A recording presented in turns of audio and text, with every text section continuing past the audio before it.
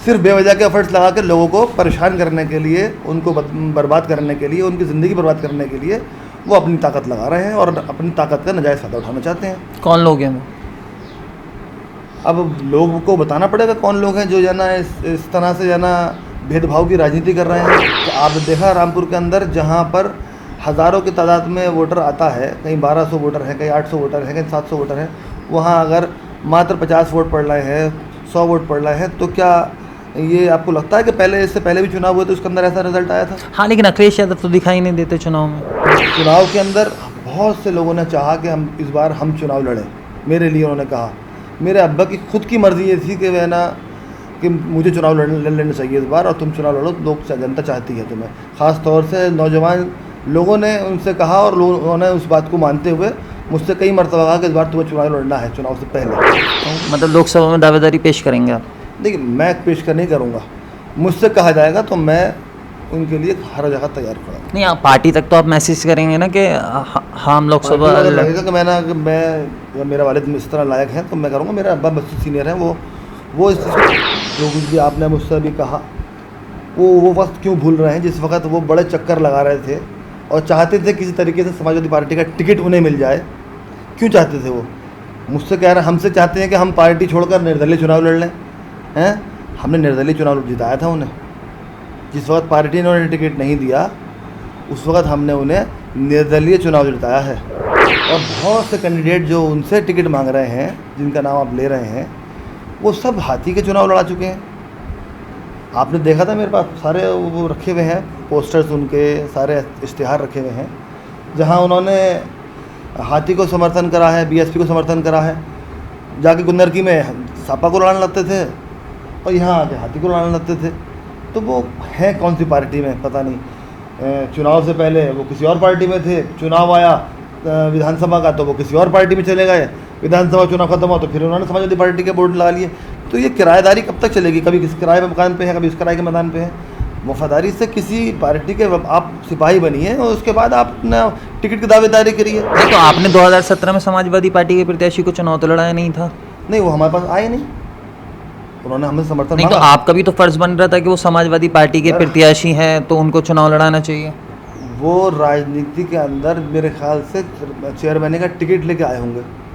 पहली मरतबा देखा होगा आपने, सीनियर आदमी जो 6 बार का विधायक हो, क्या उनसे समर्थन मांगने नहीं जाएगा?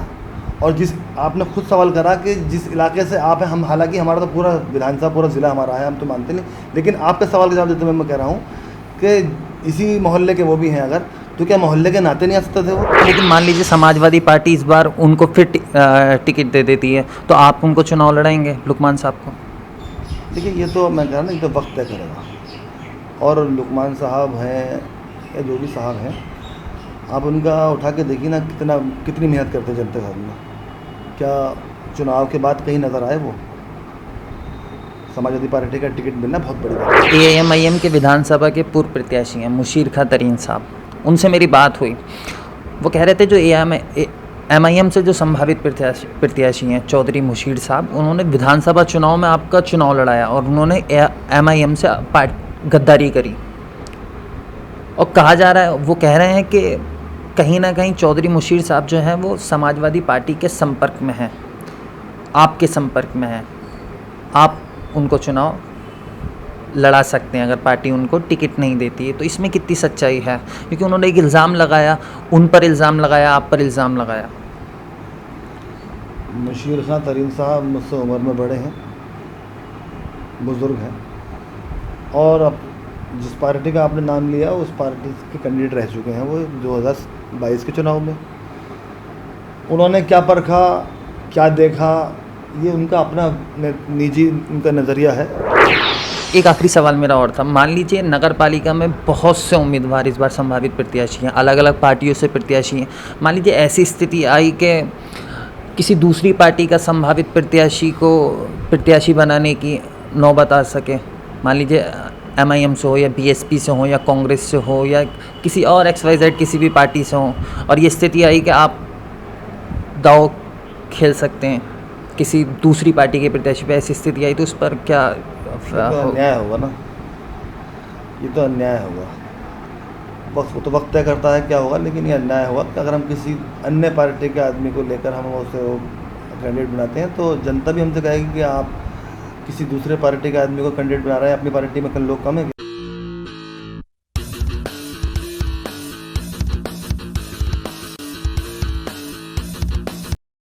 नमस्कार आदाब, आप देख रहे हैं द हल्ला बोल। उत्तर प्रदेश में इन दिनों सियासी पारा लगातार बढ़ता जा रहा है।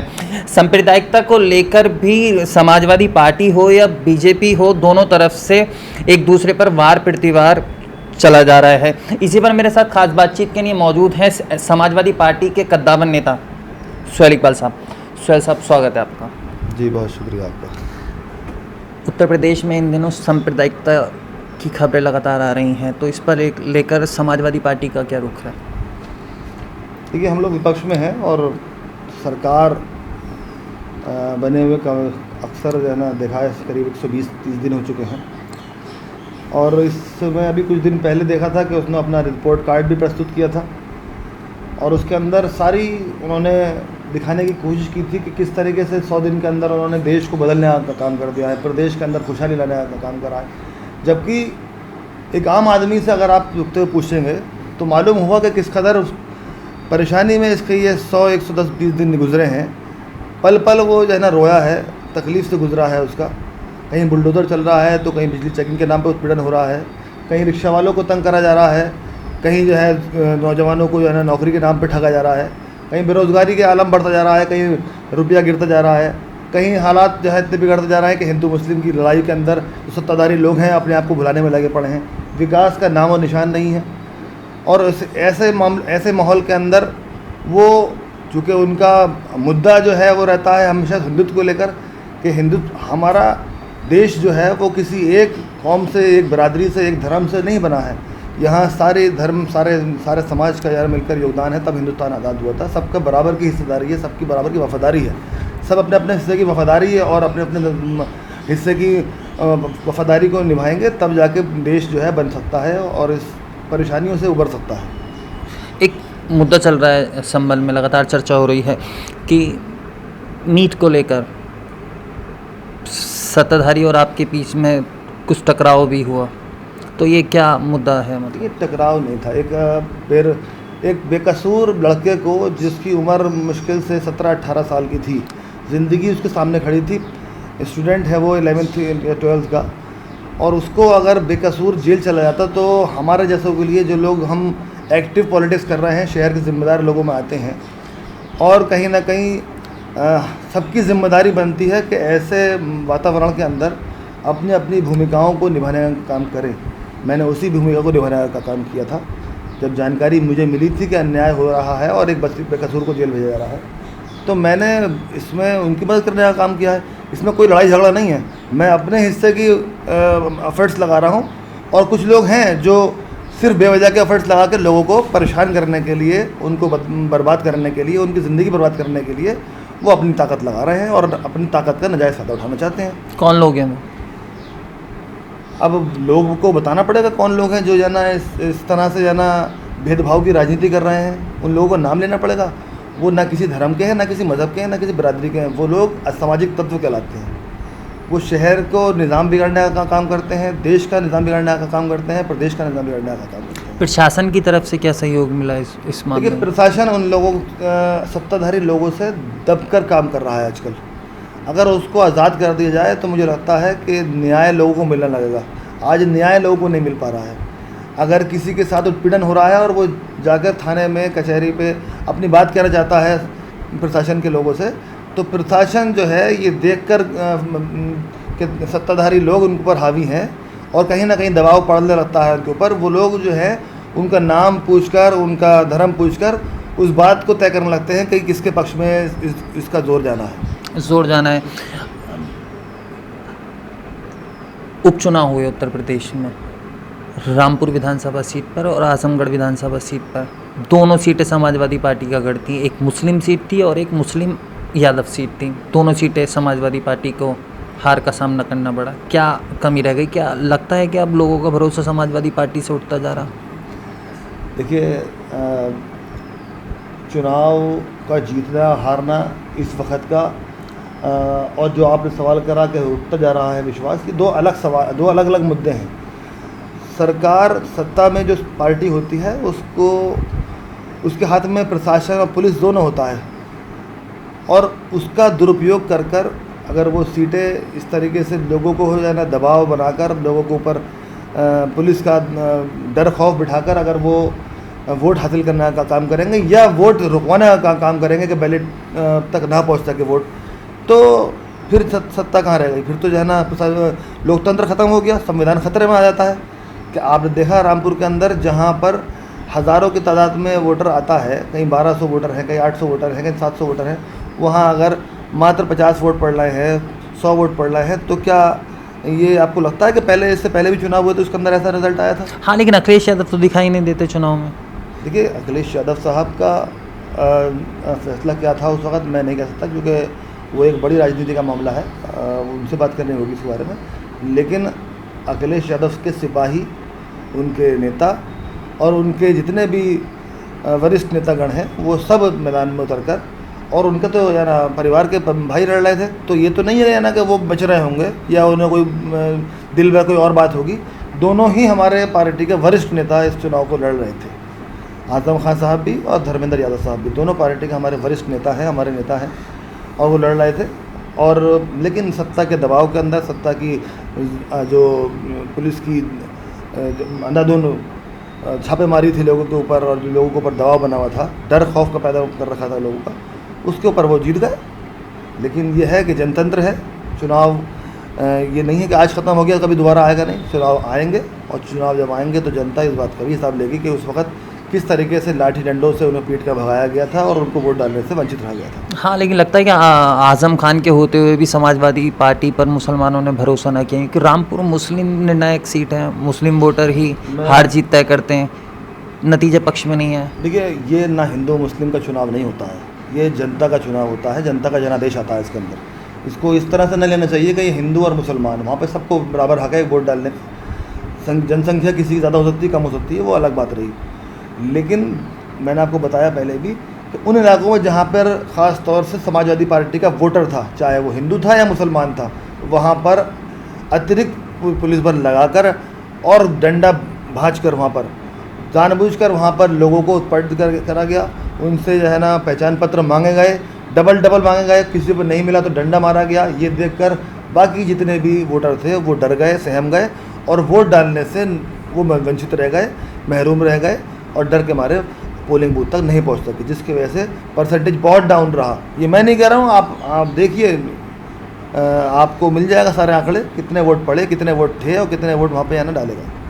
उसी की वजह से रिजल्ट डिस्टर्ब हुआ।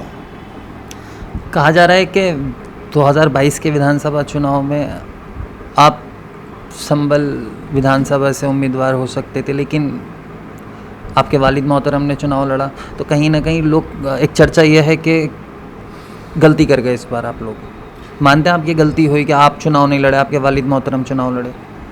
देखिए,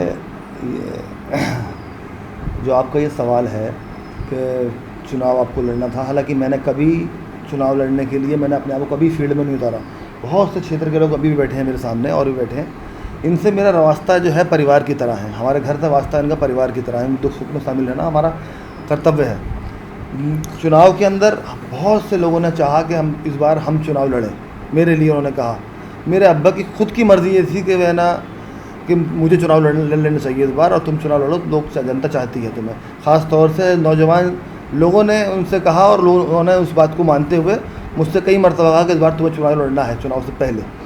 लेकिन ये देखते हुए कि इस वक्त मेरे विधायक बनने से ज़्यादा संभल को विकास की ज़रूरत है, संभल को तरक्की की ज़रूरत है, संभल को उन सारी चीज़ों की, चाहे वो रोडवेज़ हो, चाहे वो मेडिकल कॉलेज हो, चाहे वो यूनिवर्सिटी हो, चाहे वो स्कूल हो, चाहे वो अस्पताल हो, चाहे वो अच्छी सड़कें हों, चाहे अच्छा माहौल हो, मेरे विधायक बनने से ज़्यादा इन सब चीज़ों की बहुत ज़्यादा ज़रूरत मुझे लगी। तो मैंने ख़ुद उनसे ये कहा कि आप चुनाव लड़िए, इंशाअल्लाह ताला सरकार बनेगी, तो आप वो काम जो काम रह गए हैं आपको अपने कलम से और अपनी ताकत से संभल को कराने होंगे, ताकि संभल बेहतर बन सके, और संभल के अंदर वो सारी खूबियाँ जो एक अच्छे शहर के अंदर होती हैं वो यहाँ रह सकें, यहाँ के बच्चे जो हैं अच्छे तालीम हासिल कर सकें, यहाँ के मरीज़ों को बाहर न जाना पड़े। ये मेरा अपना डिसीजन था कि आपको चुनाव लड़ना चाहिए ताकि संभल के अंदर वो सारी चीज़ आ सकें। सरकार के अंदर रहते तो वो सरकार के अंदर रहकर वो सारी चीज़ें लखनऊ में रहकर काम कराते। मैं यहाँ गली गली घूमकर, सड़कों पर रहकर लोगों की सारे दुख तकलीफ़ों को दूर करने का काम करता। आज ज़रूर हालात बदलने में लग सकते हैं कि सरकार नहीं बन सकी, लेकिन ना मेरी ज़िंदगी ख़त्म हुई है, ना मेरे लोगों का प्यार ख़त्म हुआ है, ना उनका भरोसा मुझ पर ख़त्म हुआ है। मेरे नसीब में जो होगा वो मेरा अल्लाह और मेरी जनता तय करेगी। मैं उनसे प्यार करता हूँ, वो मुझसे प्यार करते हैं। इससे बड़ी बात मेरे लिए कुछ नहीं है। विधायक पद इस मोहब्बत के आगे छोटा पड़ जाता है। एक चर्चा ये भी है कि इस बार 2024 में लोकसभा चुनाव है, आप संभल लोकसभा से अपनी दावेदारी कर सकते हैं समाजवादी पार्टी से। देखिए, लोकसभा का चुनाव बड़ा चुनाव होता है और मैंने आपसे कहा, जब मैं विधानसभा के बारे में मैंने नहीं सोचा आज तक। नगर पालिका के कई मरतबा चुनाव ऐसे आए, मतलब आप दावेदारी नहीं करेंगे लोकसभा में? संभल के अंदर कई मरतबा ऐसा भी वक्त आया कि हम सरकार में थे, नगर पालिका का चुनाव 2-2 मरतबा आए। मैं चाहता और मुझे अगर यही ललक होती कि मुझे सिर्फ कोई पद हासिल करना है, विधायक बनना है या चेयरमैन बनना है, तो मैं उस वक्त सत्ता में रहते हुए भी कर सकता था। लेकिन खिदमत से ज़्यादा मुझे बड़ी चीज़ नज़र नहीं आई। खिदमत करना बड़ा मुझे महसूस हुआ। मैं खिदमत कर रहा हूँ, खिदमत करता रहूँगा। हाँ, मेरे घर के जो मेरे बड़े हैं, जो मेरे पार्टी के बड़े हैं, वो अगर मुझसे और मेरी जनता जो मुझे चाहती है मुझसे कहेगी, तो मैं उनके कहने पर जिस लायक भी होऊंगा, उनकी दुख तकलीफ़ से लेकर और जहाँ मुझसे कहेंगे खड़ा होकर काम कर सकता हूँ। मतलब लोकसभा में दावेदारी पेश करेंगे आप? देखिए, मैं पेश कर नहीं करूँगा, मुझसे कहा जाएगा तो मैं उनके लिए हर जगह तैयार खड़ा हूँ। नहीं, आप पार्टी तक तो आप मैसेज करेंगे ना कि हम लोकसभा लगेगा कि मैं मेरा वालिद इस तरह लायक है तो मैं करूँगा। मेरे अब्बा मुझसे सीनियर हैं, वो इस चीज़ को देखेंगे। मैं तो उनका शिष्य हूँ, मैं उनका कार्यकर्ता हूँ, वो मेरे नेता हैं। उनका पहले हक बनता है। मैं तो अभी बहुत जूनियर हूँ, कार्यकर्ता समझता हूँ अपने आप को पार्टी का। मैंने कभी अपने नाम के आगे नेता नहीं लगाया, मैंने सिर्फ अपना नाम बनाया है। नाम है मेरा सोहेल इकबाल। मैंने कभी उसके आगे ना कभी वरिष्ठ नेता लिखा, ना कभी मैंने उसके आगे कोई लड़ने आज तो बोले उनकी हैसियत पता चल जाएगी सपा विधायक को कि वो किस स्थिति में खड़े हैं। देखिए, अब उनकी तरफ मैं क्या कहूँ, उनकी तरफ मेरी हमदर्दियाँ हैं। और ये कहना, जो कुछ भी आपने मुझसे भी कहा, वो वक्त क्यों भूल रहे हैं जिस वक्त वो बड़े चक्कर लगा रहे थे और चाहते थे किसी तरीके से समाजवादी पार्टी का टिकट उन्हें मिल जाए। क्यों चाहते थे वो? मुझसे कह रहे हैं, हमसे चाहते हैं कि हम पार्टी छोड़कर निर्दलीय चुनाव लड़ लें। हैं, हमने निर्दलीय चुनाव जिताया था उन्हें। जिस वक्त पार्टी ने उन्हें टिकट नहीं दिया, उस वक्त हमने उन्हें निर्दलीय चुनाव जिताया है। वो हमसे ये कह रहे हैं कि हम निर्दलीय चुनाव लड़के देख लें। देखिए, किसी पर कटाक्ष करना बड़ा आसान है, लेकिन अतीत जो है वो नहीं भुलाया जा सकता और नहीं भुलाना चाहिए। मैंने अपना पिछला वक्त कभी भुला नहीं सकता। उसने बहुत कुछ सिखाया है मुझे। आज जिस पायदान पे भी मैं खड़ा हुआ हूँ, उस पायदान पे मेरा अतीत का बहुत बड़ा हाथ रहा है और उस अतीत को अगर हम भूल जाएंगे तो हमारा आगे का मुस्तकबिल ख़राब हो जाएगा। इसलिए वो अपने अतीत को ना भूलें। वो किस पायदान पे थे और किस पायदान पे पहुंचाए गए थे और किस पायदान पे आ गए हैं, इन तीनों पायदानों को वो याद रखें और अल्लाह से डरें और लोगों की खिदमत करने का काम करें। बाकी फैसला जनता करती है। हाँ, लेकिन उनसे मेरी जब बात हुई तो वो कह रहे हैं कि इस बार फिर वो नगर पालिका में अपनी दावेदारी पेश कर रहे हैं और पिछली बार भी वो चुनाव लड़े थे, नगर पालिका में चुनाव जीते थे। कहीं ना कहीं आपका समर्थन था, उस चीज़ को मानते नहीं। तो लगता है कि इस बार उनके लिए चुनौती बन जाएगा नगर पालिका का चुनाव, क्योंकि आप तो साथ हैं नहीं, आपके विपक्षी हैं वो। देखिए, अब वो उनका अपना डिसीजन है, चुनाव लड़ेंगे नहीं लड़ेंगे। 2017 में नगर पालिका के चुनाव में किस तरह जीते हैं ये आपने खुद बता दिया। उसके बाद वो 2022 के चुनाव में वो किस पायदान पे आ गए ये भी आपने देख लिया। देखिए, बातों से काम नहीं भरता, ना किसी का पेट भरता। काम करना पड़ता है, लोगों की हमदर्दी करना पड़ता है और अपने अखलाक को खूबसूरत बनाना पड़ता है। अखलाक बड़ी चीज़ है, अखलाक से नहीं गिरना चाहिए। अल्लाह ने भी अखलाक को बुलंद करने का काम बताया है कि अखलाक पर ही आपका पूरा मुस्तकबिल का दारोमदार रहता है। हमारा अखलाक आज से नहीं, पिछले 50 साल से, हमारे दादा मोहतरम मरहूम के सामने ज़माने से हमारे वालिद का ज़माना है। और मैं भी कहीं ना कहीं अपने समाज के अंदर वास्ता ताल्लुक़ रखता हूँ, लोगों से, नौजवानों से, बुज़ुर्गों से, सबसे मिलता हूँ। तो अखलाक ही बुलंद चीज़ है और जो ज़िम्मेदारी हमें शहर ने दी उसे निभाने का काम करते हैं। हाँ, लेकिन साल के अंत में निकाय चुनाव है, कहा जाता है जिधर सपा विधायक आप लोग जाते हैं उधर ही नगर पालिका का चुनाव हो जाता है। इस बार आप पत्ते खोल ही नहीं रहे, और ये भी चर्चा है कि आपके पास उम्मीदवार नहीं है इस बार नगर पालिका में, क्योंकि जगह जगह विज्ञापन हो रहा है, एडवर्टाइजमेंट हो रहे हैं, तो सपा सांसद के साथ तो लोग दिखाई दे रहे हैं, आपके साथ लोग दिखाई नहीं दे रहे, तो क्या इस बार क्या मतलब स्थिति देख रहे हैं आप? देखिए, चुनाव निकाय के आएंगे जिस वक्त आएंगे, अभी तो ना तो ये तय है कि या ना कि सीट कौन से आरक्षण में तय हुआ नहीं है, ना सामान्य का पता, ना बीसी का पता, ना कुछ। जब तक आरक्षण तय ना हो तो कैंडिडेट का तय हो, फिर उसके बाद जितने भी प्रत्याशी हैं संभल के, हमें सभी लोगों ने लड़ाया है, सब पूरे संभल ने वोट दिया है, हम किसकी तरफ खड़े हो जाके। और बहुत से कैंडिडेट जो उनसे टिकट मांग रहे हैं, जिनका नाम आप ले रहे हैं, वो सब हाथी के चुनाव लड़ा चुके हैं। आपने देखा था मेरे पास सारे वो रखे हुए हैं पोस्टर्स, उनके सारे इश्तिहार रखे हुए हैं, जहां उन्होंने हाथी को समर्थन करा है, बीएसपी को समर्थन करा है, जाके गुन्नरकी में सपा को लड़ाने लगते थे और यहाँ आके हाथी को लड़ाने लगते थे। तो वो हैं कौन सी पार्टी में पता नहीं। चुनाव से पहले वो किसी और पार्टी में थे, चुनाव आया विधानसभा का तो वो किसी और पार्टी में चले गए, विधानसभा चुनाव खत्म हुआ तो फिर उन्होंने समाजवादी पार्टी के बोर्ड लगा लिए। तो ये किराएदारी कब तक चलेगी? कभी किस किराए मकान पे है, कभी उस किराए के मैदान पे है। वफादारी से किसी पार्टी के आप सिपाही बनिए और उसके बाद आप अपना टिकट की दावेदारी करिए। किसी एक आदमी के पीछे चल के आप समझ रहे हैं कि आप जनता के आपको थोप देंगे, 5 साल गायब रहेंगे। नगर पालिका का चुनाव है, नगर पालिका के चुनाव के अंदर, नगर पालिका के अंदर जितने भी मुद्दे आते हैं, समस्याएं आती हैं, किसी पर किसी प्रत्याशी ने आज तक आवाज़ उठाई? सड़कें नहीं बनी, किसी प्रत्याशी ने कहा? माहौल ख़राब हुआ, किसी ने कहा? वहाँ पर ठेकेदारियों को जो है ना, वहाँ पर ठेकेदार जो काम नहीं कर रहे थे तो उन्होंने किसी ने आवाज़ उठाई? गंदगी फैल रही थी, किसी ने आवाज़ उठाई? किसी ने नहीं उठाई। चुनाव में खड़ा होना है और बातें करनी है, क्योंकि अल्फाज बिकते हैं, अल्फाज बिक रहे हैं कि मैं ये कर दूंगा, मैं ये कर दूंगा। क्या नहीं कहा था इस वाले मौजूदा चेयरमैन ने? क्या नहीं कहा था और कितना कुछ कर पाए? देखिए, कहना और करना दो अलग अलग बातें हैं।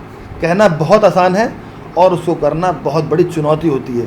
और चुनौती हम लोगों ने चुनौतियों को कबूल करते हुए, जनता का सहयोग लेते हुए, जनता के दुख दर्द में शामिल होकर और जनता की राय पर काम करने का काम किया है। जब तक जनता साथ नहीं होगी, जनता की राय मशवरा नहीं होगा, जनता का सहयोग नहीं होगा, आप आगे नहीं बढ़ सकते, नहीं बढ़ सकते, नहीं बढ़ सकते। हाँ, लेकिन आपने बात करी कि बीएसपी का चुनाव लड़ाया, यासीन संबली साहब हों या अशरफ किसी एक का नाम नहीं ले रहा। हाँ, जितने भी हैं आप लगा लो, सबका सब ने उल्टे सीधे चुनाव लड़ाए। हमारे पास कैसे आ जाएंगे जब चुनाव? हम वफादार सिपाही हैं पार्टी के अपनी, हम वफादारी से ही काम करेंगे। जिसने पार्टी के साथ दिया होगा उसके साथ खड़ा होने का काम करेंगे, और जो पार्टी के साथ नहीं खड़ा होगा वो हमसे टिकट खुद नहीं मांगा, क्योंकि उसे मालूम है कि हम गलत का साथ देंगे नहीं। इसलिए वो लोग जो पार्टी के गद्दारी करेंगे या पार्टी के साथ में किराएदारी करेंगे, कभी इस पार्टी में कभी उस पार्टी में, वो गलत आदमी यहाँ आएगा ही नहीं। हाँ, लेकिन मान लीजिए समाजवादी पार्टी से टिकट मांग रहा है यासीन संबली साहब हो या अशरफ किदवई साहब हो, मान लीजिए अगर समाजवादी पार्टी यासीन संबली साहब को या अशरफ किदवई को टिकट दे देती है तो क्या आपका रुख क्या रहेगा? क्योंकि आप समाजवादी पार्टी के विधायक हैं, आपके वालिद मोहतरम, तो आप पार्टी के साथ रहेंगे या नहीं? हम न्याय करेंगे, हम न्याय करेंगे। और पार्टी टिकट किसे देगी ये तो वक्त तय करेगा ना। कोई ना आप तय कर सकते, ना मैं तय कर सकता, ना कोई और तीसरा आदमी तय कर सकता, और ना हेलीकॉप्टर से आता है कोई टिकट। और जो हेलीकॉप्टर से टिकट लेकर आते हैं उनका हाल भी आपने देखा। कौन से नंबर पर समाजवादी पार्टी खड़ी थी पिछले चुनाव में? कौन से नंबर पे थी बताइए ना। समाजवादी पार्टी अगर यहाँ पे इस चुनाव में भी है, स्पेशल चुनाव में भी थी, 7 मरतबा के हमारे विधायक बैठे हुए हैं समाजवादी पार्टी से, वो माशाल्लाह हर बार पहले नंबर पे रहते हैं। तो जब हेलीकॉप्टर से टिकट आया तो कौन से नंबर पर पार्टी चली गई? तो जनता भी जानती है कि काम करने वाला कौन है, भरोसा करने वाला कौन है, हमारा हमदर्द कौन है, हमारी फिक्र करने वाला कौन है, तो जनता उसे वोट देती है। एक निर्दलीय प्रत्याशी को टिकट वो वोट दे दिया लोगों ने, पार्टी के आदमी को टिकट नहीं दिया, चाहे वो बसपा के थे चाहे वो समाजवादी के थे, क्योंकि काम करने वालों को वोट देती है पब्लिक। और पार्टी, मुझे उम्मीद है कि पार्टी जो है इस बार समाजवादी पार्टी के जो भी प्रत्याशी, ऐसा प्रत्याशी जो होगा जो मुस्तकिल, जिसने कार्यकर्ता बने काम करना है, काम किया होगा और जनता के बीच में रहकर जनता की तकलीफ़ों को अपना समझा होगा। आपने पूर्व में समाजवादी पार्टी के जो प्रत्याशी थे नगर पालिका में, लुकमान साहब की बात की कहीं ना कहीं, तो इस बार वो भी दावेदारी कर रहे हैं। उनके चाचा हैं हकीम कौसर साहब, पूर्व चेयरमैन हैं, वो भी दावेदारी कर रहे हैं। अशरफ अंसारी साहब, वो भी दावेदारी कर रहे हैं। तीनों इसी इलाके से आते हैं जिस इलाके से आप आते हैं। तो लगता है कि इस बार नगर पालिका में चुनौती बन जाएगा आपका इलाका ही आपके लिए, क्योंकि मजबूत उम्मीदवार हैं तीनों, और तीनों अगर चुनाव लड़ते हैं तो वोट कहीं ना कहीं बटेगा और वोट आपसे छिटकेगा। देखिए, जनता से ज़्यादा तीनों मजबूत नहीं है ये, जनता ज़्यादा मजबूत लगती है मुझे इन तीनों के मुकाबले। और मैंने हरगिज़ भी जिनका नाम आप ले रहे हैं, मैंने उनका नाम कहीं नहीं लिया कि वो हेलीकॉप्टर का नाम सुना तो आपने उनका नाम ले दिया। मैंने एक बात कही आपसे कि हेलीकॉप्टर से कोई अगर आएगा नहीं तो आपने 2017 में समाजवादी पार्टी के प्रत्याशी को चुनाव तो लड़ाया नहीं था।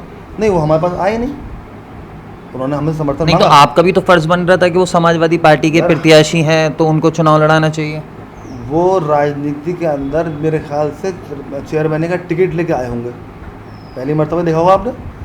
सीनियर आदमी जो 6 बार का विधायक हो, क्या उनसे समर्थन मांगने नहीं जाएगा? और जिस आपने खुद सवाल करा कि जिस इलाके से आप हैं, हम हालांकि हमारा तो पूरा विधानसभा पूरा ज़िला हमारा है, हम तो मानते नहीं, लेकिन आपके सवाल के जवाब देते हुए मैं कह रहा हूँ कि इसी मोहल्ले के वो भी हैं अगर, तो क्या मोहल्ले के नाते नहीं आ सकते थे वो? मतलब क्या आदमी किसी बात पे तो या ना स्टैंड करेगा ना, कि वो ना तो या ना किसी शहर को सम्मानित को मानते, ना पार्टी के किसी बड़े आदमी को मानते, तो वो अगर इस तरह करेंगे तो हम क्या, अब आप खुद तय करिए ना इस बात को। हाँ, लेकिन मान लीजिए समाजवादी पार्टी इस बार उनको फिर टिकट दे देती है तो आप उनको चुनाव लड़ाएंगे लुकमान साहब को? देखिए, ये तो मैं कह रहा हूँ ना, ये तो वक्त तय करेगा। और लुकमान साहब हैं या जो भी साहब हैं, आप उनका उठा के देखिए ना कितनी मेहनत करते हैं जनता के सामने। क्या चुनाव के बाद कहीं नज़र आए वो? समाजवादी पार्टी का टिकट मिलना बहुत बड़ी बात होती है। उन्हें समाजवादी पार्टी का टिकट मिला था, मिलने के बाद जिस वक्त चुनाव ख़त्म हुए उसके बाद से आज तक सैकड़ों धरने हुए हैं, सैकड़ों मीटिंगें हुई हैं, कई मरतबा कार्यकर्ता पिटे भी हैं, नेता भी पिटे हैं, हमारे ऊपर मुकदमे भी लगे हैं, मेरे ऊपर भी मुकदमे लगे हुए हैं, हमारे कार्यकर्ताओं के ऊपर मुकदमे लगे हुए हैं। न जाने कितने गर्मियों को, कितनी बरसातों को, कितनी ठंड को झेला है हमने। क्या किसी धरने प्रदर्शन में आपने उनको देखा है? आप भी कई जगह पहुँचे थे। तो ऐसे कार्यकर्ताओं को जो मुस्तकिल गर्मी ठंड बरसात के अंदर पार्टी को खून पसीना कर आगे ला रहा हो, उनको आगे बढ़ाना चाहिए, या ऐसे हेलीकॉप्टर वाले नेता को जो सिर्फ चुनाव में लड़ने के लिए यहाँ पर जनता को थोप दिए जाते हों, उनको या ना आप आगे बढ़ाएंगे? बताइए। एक चर्चा ये भी है कि पूर्व चेयरमैन है कौसर साहब, वो इस बार सपा विधायक के उम्मीदवार यानी कि आपके उम्मीदवार हो सकते हैं नगर पालिका में, इसकी चर्चा है शहर में? चर्चा है, चलिए अच्छी बात है। अल्लाह पाक भैया, मैं तो ये कह रहा हूँ कि जितने भी यहाँ पे चुनाव लड़ रहे हैं उन सबको ऊपर वाला कामयाब करे। हमारे सब हम मिलने वाले हैं, जानने वाले हैं, हमारे शहरवासी हैं, सबको अधिकार है चुनाव लड़ने का, और बाकी वक्त तय करेगा अल्लाह पाक है ना क्या क्या रुख लेता है। आखिरी सवाल मेरा, AIM के विधानसभा के पूर्व प्रत्याशी हैं मुशीर खां तरीन साहब, उनसे मेरी बात हुई। वो कह रहे थे जो MIM से जो संभावित प्रत्याशी हैं चौधरी मुशीर साहब, उन्होंने विधानसभा चुनाव में आपका चुनाव लड़ाया और उन्होंने MIM से गद्दारी करी, और कहा जा रहा है, वो कह रहे हैं कि कहीं ना कहीं चौधरी मुशीर साहब जो हैं वो समाजवादी पार्टी के संपर्क में हैं, आपके संपर्क में हैं, आप उनको चुनाव लड़ा सकते हैं अगर पार्टी उनको टिकट नहीं देती है। तो इसमें कितनी सच्चाई है? क्योंकि उन्होंने एक इल्ज़ाम लगाया, उन पर इल्ज़ाम लगाया, आप पर इल्ज़ाम लगाया। मुशीर खां तरीन साहब मुझसे उम्र में बड़े हैं, बुज़ुर्ग हैं, और अब जिस पार्टी का आपने नाम लिया उस पार्टी के कैंडिडेट रह चुके हैं वो 2022 के चुनाव में। उन्होंने क्या परखा, क्या देखा, ये उनका अपना निजी उनका नज़रिया है। मैं उनके नज़रिए को कौन से मापदंड से नापूं? मैं अपनी पार्टी के बारे में, अपने वर्कर्स के बारे में और अपने लोगों के बारे में प्रतिक्रिया दे सकता हूँ, जो मेरे संपर्क में होंगे उनको दे सकता हूँ। वो उनके संपर्क में थे या नहीं थे ये वो बताएंगे, उनका नज़रिया बेहतर होगा क्योंकि वो उनकी पार्टी का मामला है। मैं इस मामले में यही आपसे कहूँगा कि ये उनका निजी मामला है, उनकी पार्टी का निजी मामला है, इसमें मुझे नहीं बोलना चाहिए। मतलब इसमें कुछ सच्चाई मुझे क्या मालूम, ये उन्होंने वो चुनाव लड़े हैं, वो बताएंगे ना कि उन्हें वोट किस किस लोगों ने दिए हैं, जितने भी वोट मिले हैं, क्या मिले हैं, कहाँ से मिले हैं, कहाँ से नहीं मिले हैं, ये तो वो देखा, हमें क्या पता। हमारे तो अपने बारे में मालूम, हम वोट कहाँ से मिलते हैं, कहाँ मिल रहे हैं, कौन लोग वफादार हैं, कौन लोग नहीं हैं, क्या कर रहे हैं, क्या नहीं कर रहा है। ये अपने अपने है ना पार्टियों का अपने उसका मामला है, ये वो तय करें। एक आखिरी सवाल मेरा और था, मान लीजिए नगर पालिका में बहुत से उम्मीदवार इस बार संभावित प्रत्याशी हैं, अलग अलग पार्टियों से प्रत्याशी हैं। मान लीजिए ऐसी स्थिति आई कि किसी दूसरी पार्टी का संभावित प्रत्याशी को प्रत्याशी बनाने की नौबत आ सके, मान लीजिए MIM से हो या BSP से हो या कांग्रेस से हो या किसी और XYZ किसी भी पार्टी से हो, और ये स्थिति आई कि आप दाव खेल सकते हैं किसी दूसरी पार्टी के प्रत्याशी पे, ऐसी स्थिति आई तो उस पर क्या ये तो अन्याय होगा ना, ये तो अन्याय होगा। वक्त तो वक्त तय करता है क्या होगा, लेकिन ये अन्याय होगा कि अगर हम किसी अन्य पार्टी के आदमी को लेकर हम उसे कैंडिडेट बनाते हैं तो जनता भी हमसे कहेगी कि आप किसी दूसरे पार्टी के आदमी को कैंडिडेट बना रहे हैं, अपनी पार्टी में कल लोग कम है क्या।